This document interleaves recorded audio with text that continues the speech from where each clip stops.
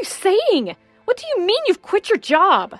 I'm not happy anymore, Andrea. I've told you this for years. Every day I go into that office and a small part of me dies. I just want to do what makes me happy. Happy? Happy? Is your happiness going to pay the bills? Is that going to put food on the table? What are we going to feed our child? We don't have a kid, Andrea. Exactly. Because now you're jobless. Having a child would be irresponsible. I'm not jobless. I'm starting my own thing. This again? A dancer? Really? You left your comfortable corporate job to be a stupid dancer? You've lost your mind, Dylan. That's it. I'm done. You were so close. You could have become VP if you had just stuck it out there. In a couple of years, you might have become a CEO, but no, you want to become a useless, penniless dancer. Then you can go ahead and do that without me. I don't want to be married to some starving artist. I'd rather go starve on my own. That was the day my wife left me. I'm Dylan, and my story is about how I became a barefoot dancing phenomenon. Do you have a unique title? Comment it down below and like the ones you think are interesting. You never know. Your story might be the next one we post.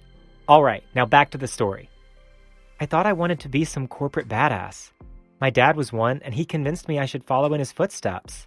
All the while, growing up, I've always daydreamed about dancing across a stage doing ballet. But no big shot CEO had ballet in their CVs. So for many years, I pushed that dream aside. I did what everyone expected of me. Andrea married me right after business school. She wanted a comfortable life and a CEO for a husband.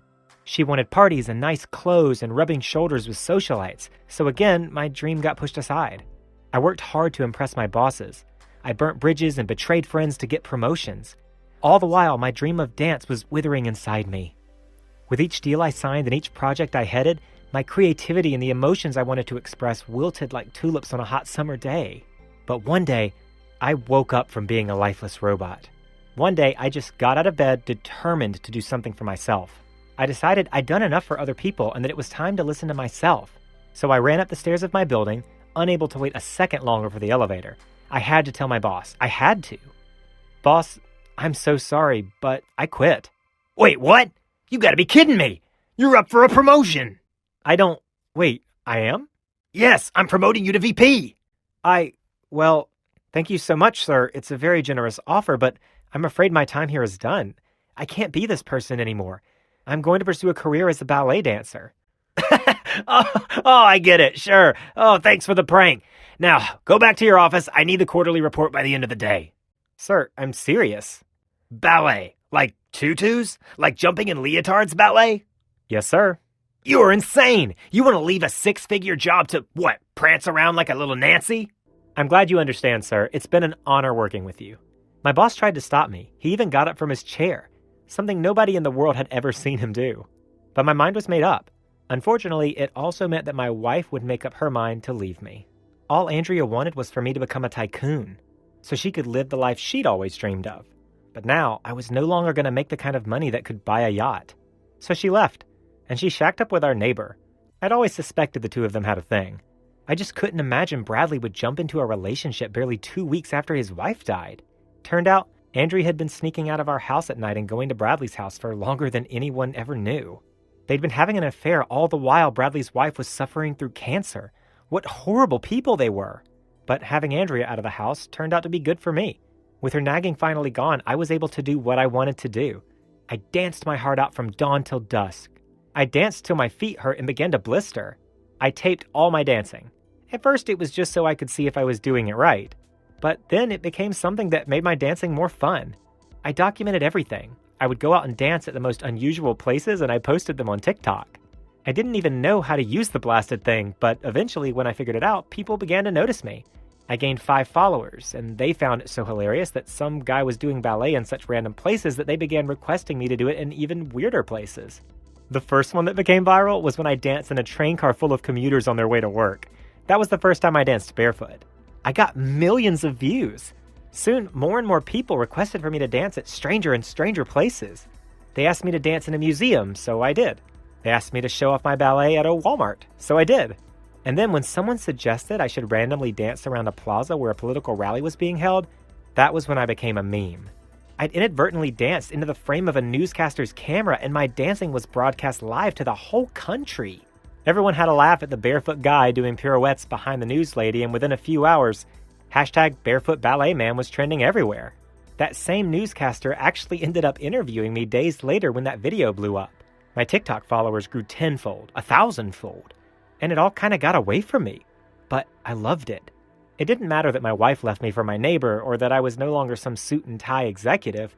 I was happy. And people wanted to see more and more. So I danced 33,000 feet in the air during an international flight. That almost got me kicked out of the plane. Never doing that again.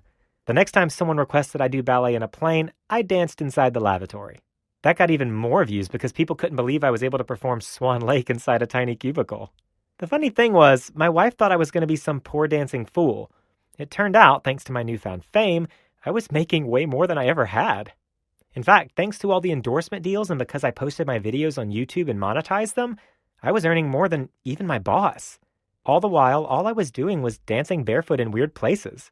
I wanted Andrea to see what she missed out on. So, to rub it in her face, I had our old house demolished. And in its place, I built the most extravagant house I could imagine. It was hilarious catching her and my neighbors staring out their windows, their faces white with envy as they saw all the art and all the expensive stuff the renovators would carry into the new house. The tipping point was when I got a big paycheck for reaching over 1 billion views. I bought myself something nice. I drove up my driveway in my new Bugatti, and the moment I got out of my car, Andrea rushed out of Bradley's house and came to admire my new ride. She planted herself ridiculously on the hood like some weird 50s pinup girl and batted her eyelashes at me. I knew you'd make it big. I've always believed in you, you know? Now I'm ready to forgive you. So, can we talk inside? I laughed. Nah, I'm good. Besides, your new boyfriend is right behind you and literally heard everything you said. I imagine you two will have something to talk about. And I've got company, so no thank you. The twins chose the perfect moment to get out of the car. And both Andrea and Bradley's jaws fell open when they saw the two beautiful, perfect women take my hand and kiss me on each cheek. These are Mara and Clara. They're twins, as you can see. They're my new choreographers. Oh, and my girlfriends. Can you imagine? A plain, boring, unremarkable idiot like me with these two goddesses? Don't be so humble. You're amazing. Any girl would be lucky to have you. Exactly! And any girl stupid enough to leave you must be kicking herself right now! The girls rolled their eyes at Andrea and they led me inside the house, their arms locked with mine. At the height of my career as a barefoot dancer, I was making more than a tycoon would make. And it was all because I followed my dream. I stopped living my life for other people. I stopped trying to be someone I wasn't just to please others. What was so satisfying was that the woman who divorced me because she thought my dream was silly is now watching from the sidelines as I grow richer and richer, and my twin girlfriends get to reap the rewards of what she threw away.